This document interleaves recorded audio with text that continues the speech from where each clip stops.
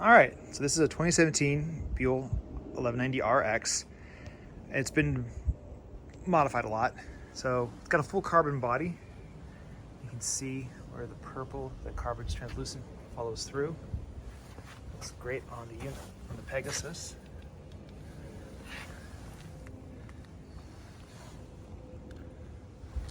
It's in really good shape.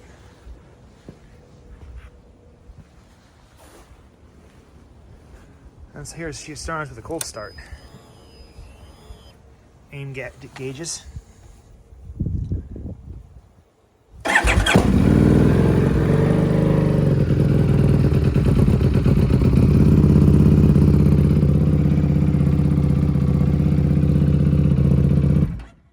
Cold starts to no rev. Sorry, guys.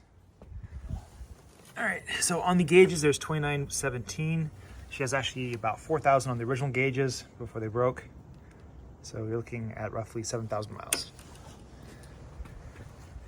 Turn signals are now here under the mirrors and the rear fender delete.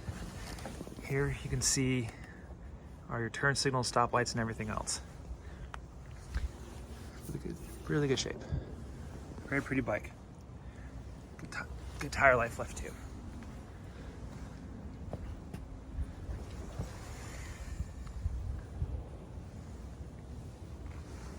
All the screws you see are titanium. Definitely didn't go overboard. But the stock screws are really heavy on this bike. Cox radiator guards.